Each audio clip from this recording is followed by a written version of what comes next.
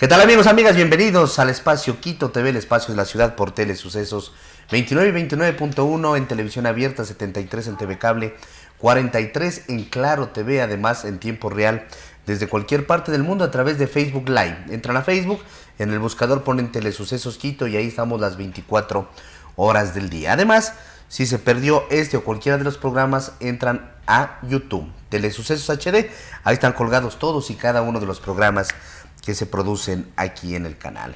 El día de hoy tenemos precisamente la visita de Clever Jiménez. Clever Jiménez, él también tiene un programa aquí en Telesucesos, así que pueden chequear. El programa se llama Sin Mordaza y están colgados todos y cada uno de los programas en Telesucesos HD en YouTube. Seguramente 20, 25 programas, Clever, ya tienes grabados, programas de alta visualización, de alto impacto, porque indudablemente lo que has hablado ahí ha sido motivo de controversia a nivel nacional, ¿por qué no decirlo internacional? Bienvenido, Clever, ¿cómo está? Bien, David, muchas gracias por la entrevista. En efecto, no creo que sean 25 o 20, pero bueno, son varios programas que tenemos ya grabados, ¿sí? No he ido contabilizando, sin embargo puedo decir que en realidad son temas coyunturales en algunos casos. Ajá. Y otros casos son temas que de pronto está olvidándose el pueblo ecuatoriano, que los denunciamos en su momento, pero que de alguna manera están quedándose olvidados, no solo porque el pueblo lo va olvidando, sino porque además también las autoridades de control que debieron haber intervenido en esas denuncias, en esos casos que hemos presentado en este canal de televisión, no han sido considerados y siguen empolvándose en los organismos de control que debieron haber actuado en su momento o de pronto ya ahora con nuevas autoridades. Yo decía 25 programas más o menos porque desde octubre iniciaste los programas y hacemos 4 o 5 programas por mes y estamos como 7 meses, entonces capaz que sí tienes que chequear, sí, tienes que chequear.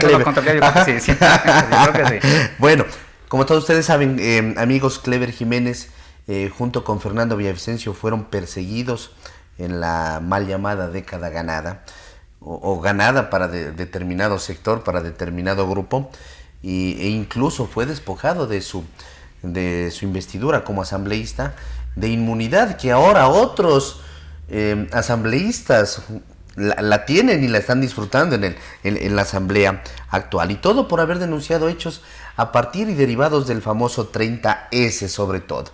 Pero esta cadena de corrupción, esta cadena de hechos, esta cadena de situaciones y de un montón de problemas, y donde se aplasta sale pus, como se dice comúnmente, es indudablemente una cadena que no tiene fin, y se investiga un tema y sale otro y deriva otro. Y es que es increíble lo que pasó en el país, 10 años donde se armó todo un aparataje institucional, David, donde no solamente se acomodó la Constitución de la República del Ecuador, sino se hicieron leyes, hubieron decretos, y todo para cometer actos de corrupción y sobre todo para dejarlos en impunidad.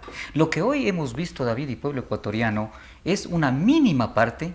Alguna vez hacía un cálculo, yo decía tal vez llegaría a un 5% de lo que estamos viendo, de todo el 100% de la increíble corrupción que se dio en el gobierno de Rafael Correa Delgado. En mi caso, en calidad de legislador desde el año 2009 que estuve en el Parlamento Nacional, porque fui reelecto en el año 2013, y en el segundo periodo, a los 9 meses, obviamente me despojaron de la curul de legislador, me persiguieron con toda la estructura del Estado, con la justicia ecuatoriana, por haber combatido hechos de corrupción. Pero en mi caso hay una particularidad que tiene que saber el pueblo ecuatoriano y tú, David. En nuestro caso, todas las denuncias, no solamente han sido públicas, a través de los medios de comunicación, todas las denuncias en todas las áreas económicas del país han sido con pruebas, con evidencias y con mi firma y rúbrica, con la denuncia correspondiente ante los organismos de control correspondientes, valga la redundancia, ante la Fiscalía, ante la Contraloría, ante las superintendencias. Incluso, fíjese, David, la mayoría de denuncias fueron presentadas al propio expresidente de la República del Ecuador. O sea, actuamos de manera completamente responsable. Lastimosamente, hasta el día de hoy, siguen empolvándose en la Fiscalía y en estos organismos de control todas estas denuncias que han sido presentadas de manera responsable y con documentos, con pruebas.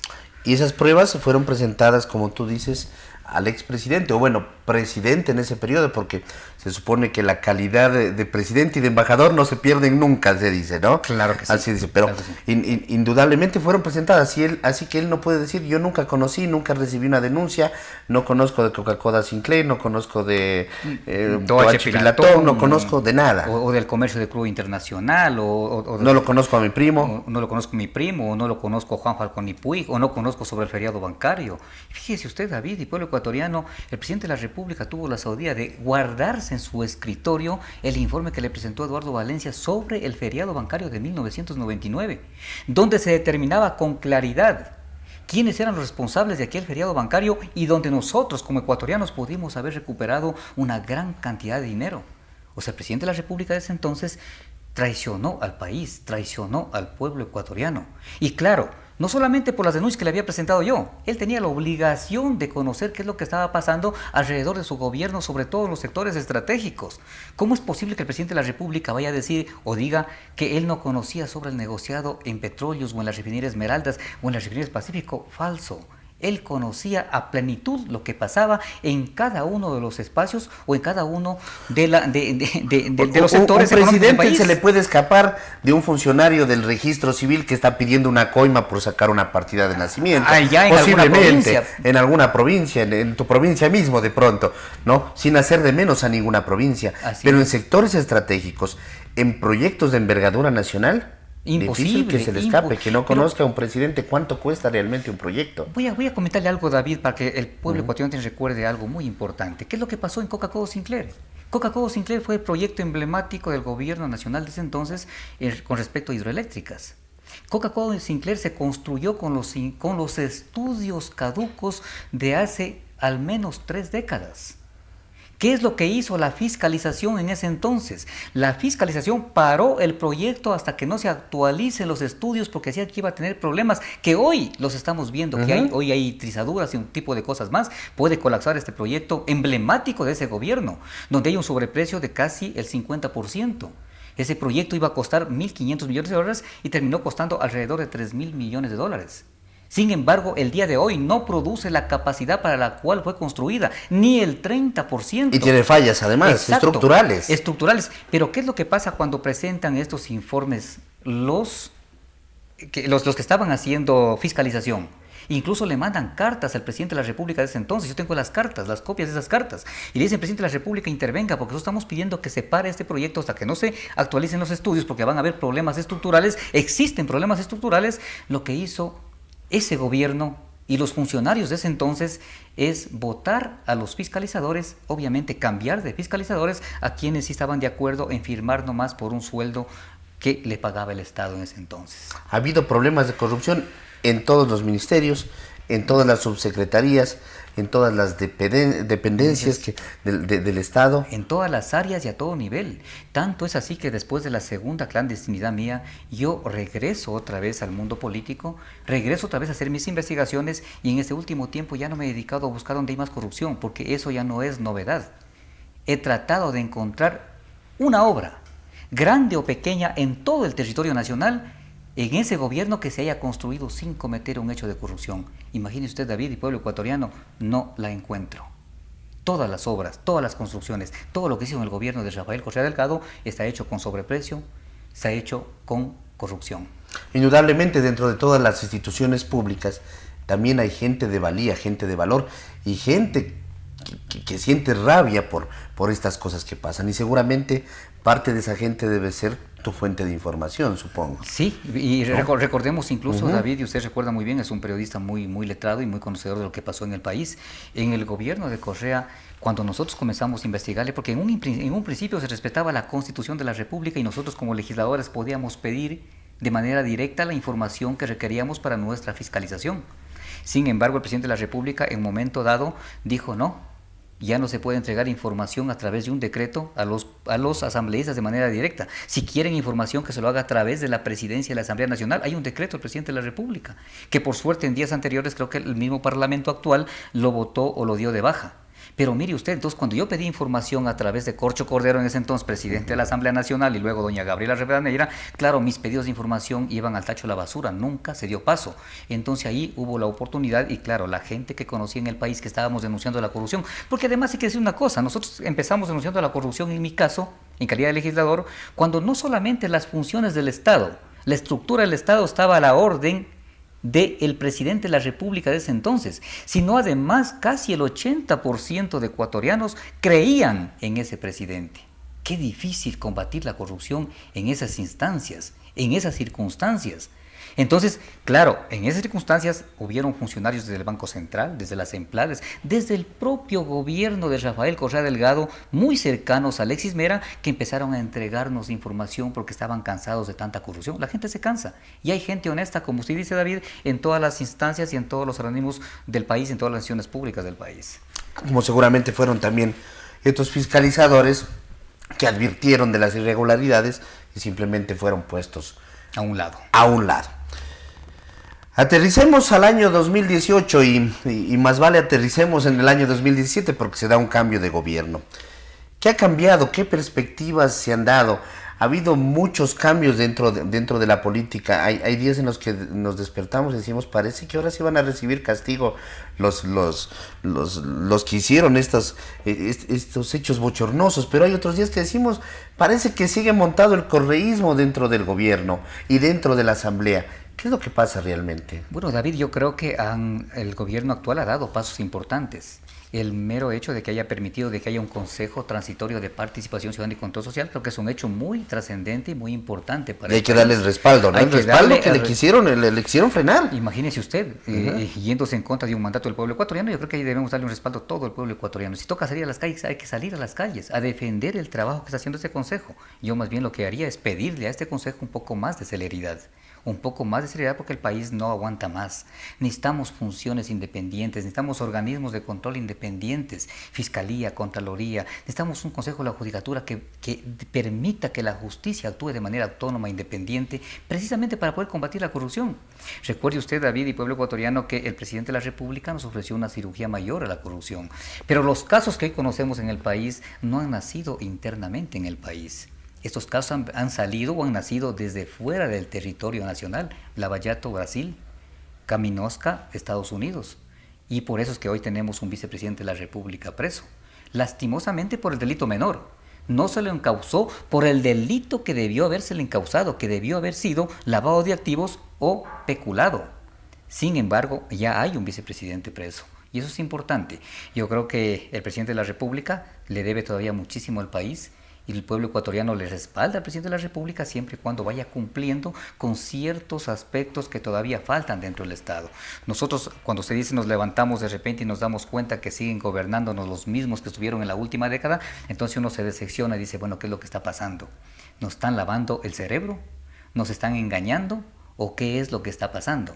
Pero cuando vemos acciones importantes, por ejemplo, cuando el presidente de la República nos anuncia que va a enviar un proyecto de ley de comunicación o de reforma a la ley de comunicación donde se elimina a esa instancia, a esa superintendencia que lo que hacía es no controlar el contenido de los medios de comunicación, sino tratar de sancionar a quienes pensaban diferente o quienes decían la verdad aquí en el país en cuanto a corrupción y otros hechos que se dieron. Entonces había la sanción por parte de esa Supercom. Y si el presidente de la República dice que eliminar esa Supercom, me parece que está actuando de manera democrática y sobre todo pensando en la libertad de expresión. Y son hechos que sí nos animan a seguir bregando por el bien del país. ¿Qué pasa con la Asamblea Nacional? Y pregunto esto porque el día pasado le entrevisté a Ana Galarza, asambleísta por Creo, y le preguntaba cómo veía la dirección de Elizabeth Cabezas al frente de la Asamblea Nacional, luego del reacomodo de fuerzas, de la salida de Pepe Serrano, que sigue siendo legislador a pesar de los audios, claro, con un prófugo de la justicia. Y Ana Galarza me decía, tengo que darme con la piedra en la boca porque ventajosamente Elizabeth Cabezas, ella dice lastimosamente para mí porque ella se había equivocado, dice Elizabeth Cabezas está dialogando mucho, está tomando en cuenta a todos los sectores, está dando trámites a muchos proyectos, a muchas denuncias que estuvieron represadas. Tú como ex asambleísta, Clever, ¿cómo ves el accionar de la Asamblea Nacional? Yo veo, sí, un poco con esperanza, pero creo que le falta mucho a la Asamblea Nacional. Hay muchísimos casos de corrupción que están sonando y que la Asamblea Nacional como tal, como organismo fiscalizador, el primer poder del Estado, no está actuando. Creo que escucho por ahí una que otra voz, pero como institución no están actuando de manera coherente para poder... El mismo caso de Jorge Glass, bueno, eso en la época de Pepe Serrano, no fue juzgado políticamente, que hubiera sido también una sanción importante. Pero hoy mismo la Asamblea Nacional sabe lo que está pasando, por ejemplo, en materia petrolera. Saben que seguimos perdiendo alrededor de $5 por cada barril de petróleo. Un negociado petrolero que no está beneficiando ni siquiera a los chinos, a quienes se llevan el petróleo, sino a los mismos revolucionarios que están alrededor de Lenín Moreno. ¿Qué están haciendo con respecto a esto? Eso sigue el grifo abierto, ya ni siquiera hay grifo, o sea, está saliendo el... Pero mire, David, yo denuncié esto en el año 2011. En el año 2011 denuncio el negociado petrolero de los préstamos que nos dieron desde la China a la Fiscalía General del Estado. Pero en el año 2013, luego de 2 años, porque yo sigo investigando, yo me pongo a pensar en el año 2011, no puede ser posible que los funcionarios públicos hagan este tipo de negocios en contra del país. Alguien tiene que estarse llevando la plata.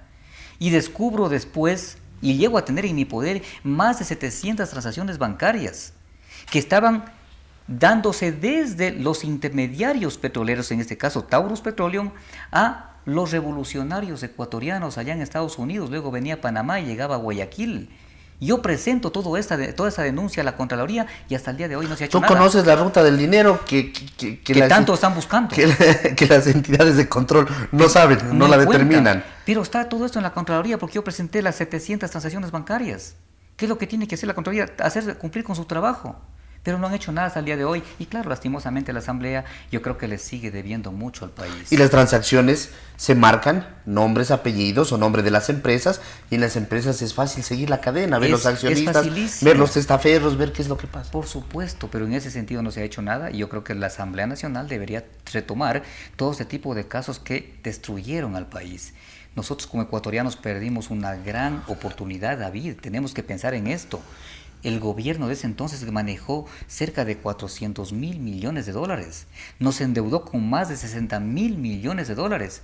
Y seguimos nosotros dependiendo del petróleo. No pudimos cambiar el modelo de desarrollo económico del país. Perdimos una gran oportunidad. Hablamos tanto de matriz productiva, de sectores estratégicos. Solamente un engaño. Y seguimos dependiendo del petróleo. De la materia prima del petróleo. Y hoy están pensando en la minería. Otro problema gravísimo que tenemos en el país, porque van a entregar nuestra riqueza mineral por nada. Fíjese usted que se firmaron contratos en el gobierno de Correa en el año 2012 para que los chinos se lleven en concentrado toda la riqueza del país. Se lo van a llevar en concentrados, en lodo, para que me entienda el pueblo ecuatoriano. Nosotros no sabremos ni qué se llevan ni cuánto se llevan, sin considerar el enorme destrozo que se va a hacer al medio ambiente en las provincias nuestras amazónicas, como es Zamora Chinchipe y la provincia de Morona Santiago. Se habló tanto del imperio gringo y se entregó al imperio chino. Al otro imperio chino. ¿Y a qué intereses? ¿A qué intereses? Fíjese usted que los préstamos... Seguramente convueltos, ¿no? Seguramente convueltos por debajo de la mesa. Claro. En eso estamos completamente claros y completamente convencidos y seguros. Seguridad externa que a la vez viene a ser seguridad interna. Tenemos problemas en nuestra frontera norte. ¿Qué pasó ahí? No creo que de la noche a la mañana empiezan estos atentados. Incluso el primero de los atentados, 11 de la noche en la provincia de Esmeraldas, en San Lorenzo, y no había nadie en las casas del alrededor, o sea, fueron advertidos. Miren, Así vamos a es, poner algo. claro. Primero, esto es una advertencia. Pero fíjese, David, y aquí hay un tema muy importante que se topa. Y ahí yo creo que la Asamblea debería responderle al país. La Asamblea como tal. No me refiero solo a ciertos legisladores, sino como institución. ¿Cómo así la Asamblea ahí se hace en espíritu de cuerpo, los correístas y morenistas que hoy llaman, para no permitir que se haga una investigación sobre lo que pasó en la frontera norte, lo que pasó con las FARC y la entrega de los recursos económicos para la campaña de Rafael Correa Delgado? ¿Por qué se da este problema en la frontera norte? Es algo parecido a lo que pasa en muchas provincias del país. Es porque faltó la presencia del Estado en este sector. No solamente desmantelaron las Fuerzas Armadas, sino que el Estado no hizo presencia en la frontera y claro, esto permitió de que se convierta en un corredor del narcotráfico de estos narcoterroristas que viven en el sector. Y se convirtió en un corredor y claro, y hoy tenemos lo que tenemos, incluso no solamente la frontera completamente sin una seguridad, sino que además tenemos ecuatorianos fallecidos como los periodistas, tenemos militares fallecidos, tenemos dos ecuatorianos de Santo Domingo que todavía siguen secuestrados por estos delincuentes y claro, ahí le debe también muchísimo el gobierno anterior y también este gobierno que no está actuando de manera correcta. Desmantelaron las Fuerzas Armadas, pero uno se puede desmantelar por negligente, por negligencia, pero este es un hecho a propósito. A propósito, David. Desmantelé para que tengan libre tránsito en esta zona. Y no solamente el tema del narcotráfico. Mire lo que hicieron, desmantelaron o destruyeron la inteligencia en el Ecuador, inteligencia militar, inteligencia policial, y crearon esta Secretaría Nacional de Inteligencia, pero no para garantizar la seguridad interna y externa como tiene que haber sido, sino para perseguir a los opositores, a los críticos, a los periodistas, que obviamente de alguna u otra manera hacíamos vocería en contra de un régimen que fue completamente nefasto para el Estado. Y en las Fuerzas Armadas y en la policía no hay armamento, no hay equipos, y lo peor de todo, no se sabe ni por dónde caminar. O sea, ¿qué hacemos? Creo que eso se encontraron. O sea, ¿qué hacemos? ¿Y ahora qué hacemos? Bueno, en este momento parece que los pasos del presidente de la República son correctos. Primero, terminar con esta Secretaría Nacional de Inteligencia, que no sirvió para nada, sino para gastar el dinero del pueblo ecuatoriano. Para perseguirle a Clever Jiménez, entre los que persiguieron. Pero es que es sorprendente, están los informes ahí. Y lastimosamente, digo, para el país, todo este tipo de acciones algún día tendrán que venir en contra del Estado. Ojalá tengamos más adelante leyes y autoridades de control que apliquen el derecho de repetición y para que no pague el Estado, sino paguen estos sinvergüenzas que mal administraron el país en la última década. Clever, ya nos hacen la seña de corte, creo que ha sido un gusto hablar de temas, aunque sean superficiales. David, ese es el mal más grande que tiene el canal, que siempre nos hacen la seña del corte cuando estamos más animados. Cuando estamos entrando en calor. Pero bueno, creo que es un gusto tenerte siempre aquí. Y para profundizar en estos temas, amigos, no se pierdan el programa Sin Mordaza de Clever Jiménez, que ya hicimos una apuesta. Yo le digo que ya va cerca a los 30 programas. Vamos a ver. Él dice que parece que no son tantos, pero bueno, de todas formas, ahí trata un poco más a profundidad todos y cada uno de estos temas de corrupción. Lamentablemente, interminables casos de corrupción, porque día a día siguen saliendo así para nuestro país. Y ojalá tengamos mejores días, mejores autoridades, que esas rutas del dinero que las han descubierto personas como Clever Jiménez. Ahí están las rutas del dinero. Encontremos, hagámosles regresar, hagámosles vomitar esa plata que es nuestra. ¿No? Que es nuestro. Sí, David, muchas gracias por la entrevista. Yo quiero adelantar algo. Se vienen programas muy importantes. Vamos a tratar el caso Palo Azul, donde está involucrado de manera directa el ex fiscal general del Estado, Galo Chipro de Zambrano. Trataremos sobre la ruta del dinero en el caso del comercio de crudo internacional.